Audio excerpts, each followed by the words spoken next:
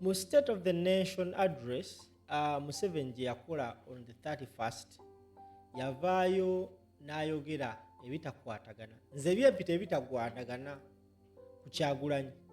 Museveni mu address yali accusinga Bobi Wine okuleeta masses oba okuleeta abantu ku rally ze.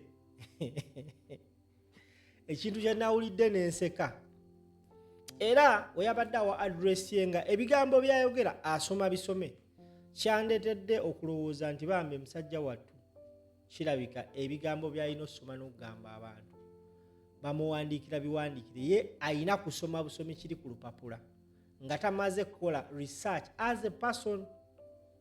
Era n'ennyongero bagamba ebigambo bino Museveni agenda kuba omuntu essasi mu kabina, because abantu ku kyenalabye abamuli okumpi bakoze omulimu gw'amaanyi omuwabya ate nga kimwongedde bukyayi si buganzi mu bantu. I saw the man reading the State of the Nation on a paper ng'agikutte bw'ati, n'asoma nti Kyagulanyi atambula aleeta abantu ku rally ze. But of course we all know, gwe Munnayuganda ndaba okimanyi,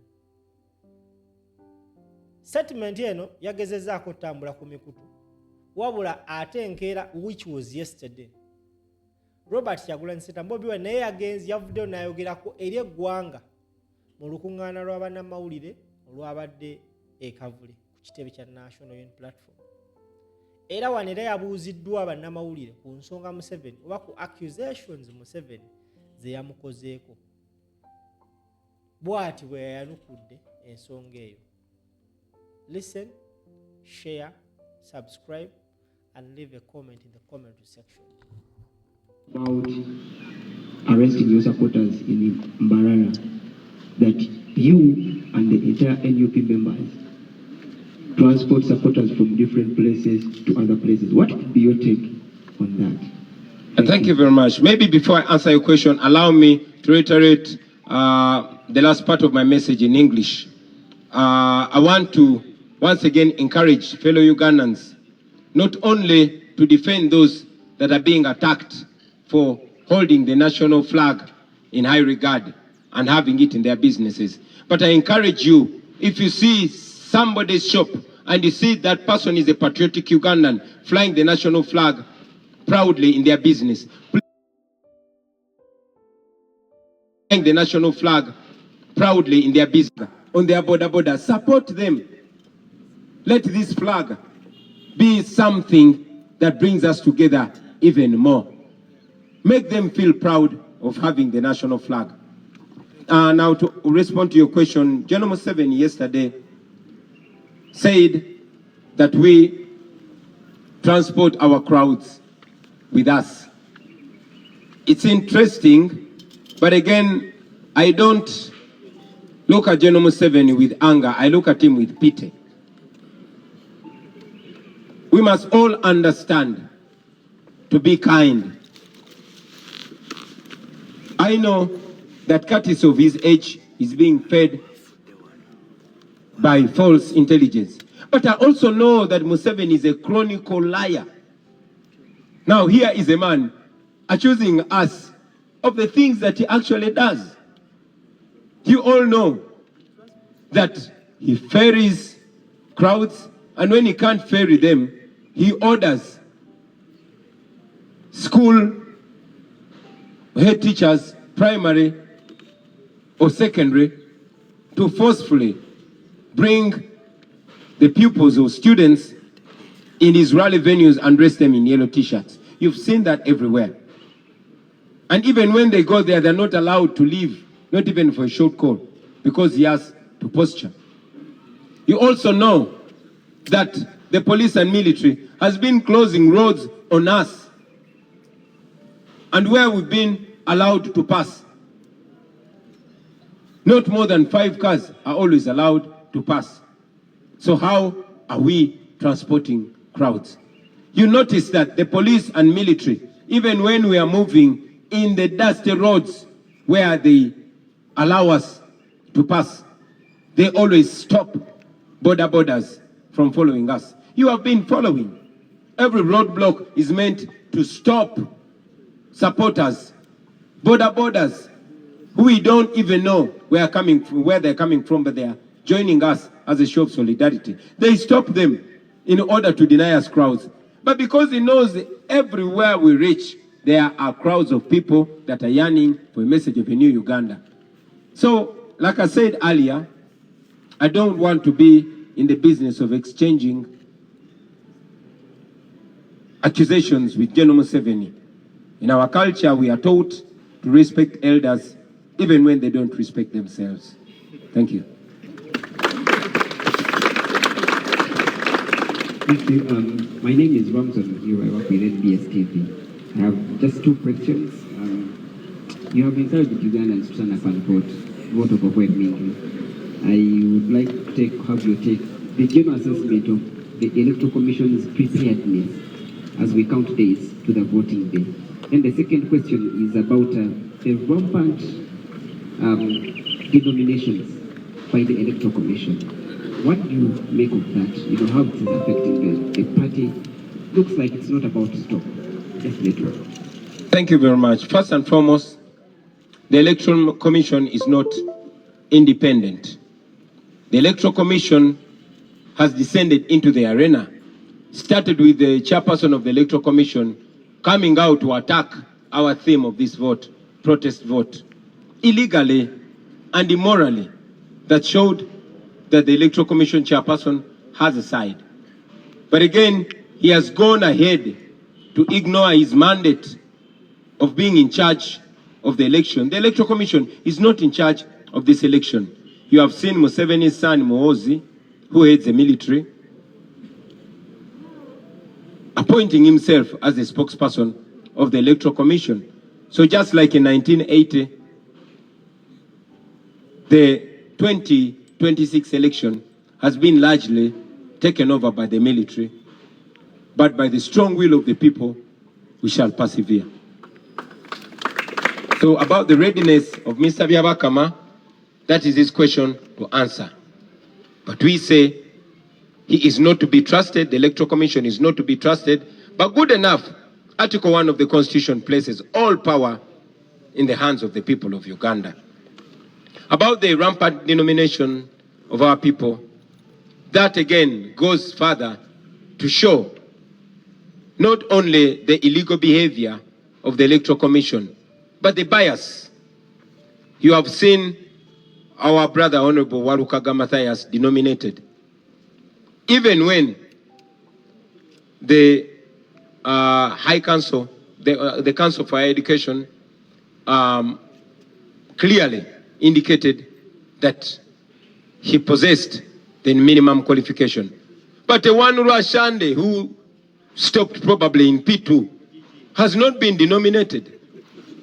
The same has happened to 7 of our candidates, 8 now of our candidates being denominated across the country, leave alone those that were denied the nomination, like Comrade Alupo Masse. You have seen that the Electoral Commission is being used by those that are in power. This is a very, very embarrassing move by the Electoral Commission. They think they're hurting us, but they're helping us expose themselves. You will notice that the Speaker of Parliament, Anita Among, ensured that the people that were running against her were denied the right to be nominated. The Deputy Speaker of Parliament made sure that those that were running against him are not nominated. The Vice President, same thing. The Prime Minister, same thing. The Finance Minister, Kasaija, same thing. So, you realize that this is a joke. But I want to assure Ugandans that as soon as we get to a new Uganda, as soon as the rule of law is restored, please wait for those by-elections. The people of Uganda deserve and indeed will have the right to vote for their leaders, and they will not have stooges imposed on them. We are taking the next question. Thank you. Thank you. My name is David from Diamond. I'm asking about voter protection. Yeah, sorry, maybe before you ask that question, I will also add to that answer that shamelessly, some of the candidates have been coerced, others bought out to the tune of 500 million each. Imagine a government, imagine an old man in his 80s who prides himself in having fought for democracy, buying out candidates, to the extent that some of our candidates were arrested, put in prison, and intimidated, then they reached out to them in prison. Shame on you, Museveni. Please go on with your question. There is a request from Muhiru. The two questions about Damo bibuuze naye mu Luganda. Lwaki wabibuuza mu Luzungu? Teo badde mbuuza nti wali akakiiko k'ebyokulonda kadinominatinze abantu bannakibiina bangi kikyo kyogera kubanga n'olwaliro waliwo omuntu avuddeyo kyenkana buli lunaku abaali be badinominatinga then n'ekyokubiri gyonna assessment y'akakiiko k'ebyokulonda nga tugenda mu kulonda ennaku katubalambale tukunze bannayuganda okuvaayo mu bungi balonde olowooza akakiiko kali redde. Webale nnyo. Akakiiko k'ebyokulonda ne bwe kandyagadde okubeera redde si ke kali mu mitambo gy'okulonda kuno. Akakiiko k'ebyokulonda bwe bansolo teyina mannya. Mwami Byabakama si yali mitambo gy'okulonda kuno. Mwami Byabakama n'akakiiko ke tebeetengeredde. Ye nga ye already yalaga saidi tulinga abavuganya n'akakiiko k'ebyokulonda ne poliisi n'amagye n'ebitongole byonna mu gavumenti. Mwami Byabakama yasooka kuvaayo n'avumirira eŋŋombo yaffe eya protest vote nga talina tteeka n'erimu lyasonzeemu. N'amala n'avaayo mu buswavu bw'ekitalo nga mulamuzi mulamba mu nnamateeka naye n'agamba ebyamateeka temubigoberera naye temubeerawo temukuuma akalulu kammwe. Mwami Byabakama gwe tulumiriza okubba akalulu kaffe. Ate ne mukama we Museveni yavaayoko n'agamba nti twegatta naye ne tubba obululu bwe. Kaakati Mwami Byabakama bw'oba tukulumiriza okubba akalulu nga ne boosi wo yali akulumirizaako, lwaki toyagala bannayuganda bakuuma akalulu kaabwe ate nga amateeka bwe gagamba? Gwe nga munnamateeka oyinza otya okugamba abantu nti amateeka temugagoberera just temujja. Ekyo tekijja kukola, tujja kukuuma akalulu kaffe. N'ekirala muze mulaba nti amagye galinga gawamba okulonda kuno okufaananako ng'okulonda okwa 1998 amagye bwe gawamba okulonda. Mutabani wa Museveni nga yakulira amagye yeefudde omwogezi w'akakiiko k'ebyokulonda neera nga bwe tuze tugamba amaanyi g'abantu bonna gajja bayinga. Obuuza ne ku nsonga ey'okujja abakulembeze baffe ne bakandideti baffe abeesimbyewo ku lukalala, ekyo nno kya buswavu. Muze mulaba ng'abantu baffe babajja ku lukalala. Mwalaba Honorable Mathias Walukaga bwe bamujja ku lukalala ne bagamba talina buyigirize bumala, ali ku university nga n'ekakiiko ak'okuntikka akekebejja ebyobuyigirize kawandiika ne kakakasa nti Walukaga alina obuyigirize obwetaaga okwesimbawo, naye ne gy'asomera nabo ne bawandiika naye akakiiko k'ebyokulonda ko ne kagamba tasaanidde. Akakiiko ke kamu kakkiriza Lwasande eyakoma mu P2 okwewandiisa ne bamunominatinga agende yeesimbewo kuba MP. Tekikomyawo. Mu kulonda kuno obuswavu bwongedde okulabika mu nkola ya Mwami Byabakama n'akakiiko kakulemberako ebyokulonda. Abakungu bonna mu gavumenti ya Museveni yamulagira nti tebabaako ababeesimbako, kubanga mu kulonda kwa 2021 bonna twabawangula, ba vice presidenti, ba minisita, twala tugende. Kaakati yatidde okuswala kuno kwe kusalawo nti sipiika we Anita Amongo ogwe mumanyi bulungi omubbi teyesimbikako.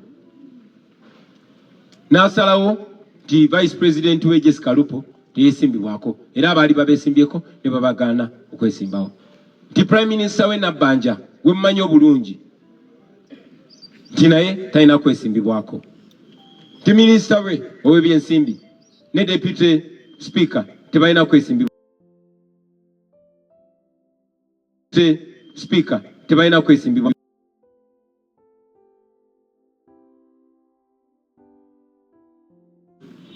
Nga buli omu bamuwa $5,500,000 nga kwe kuli n'abo abali baganye ne babakwata ne babassa mu kkomera ne babasanga mu kkomera obakirizisa ebyo ekyo nno kyongera okulaga obuswavu bwabwe naye era njagala mumanye nti bannayuganda oluvannyuma lwa byonna bagenda kuwangula mwebale nnyo mwebale. My name is David from Belmonte. I have a question.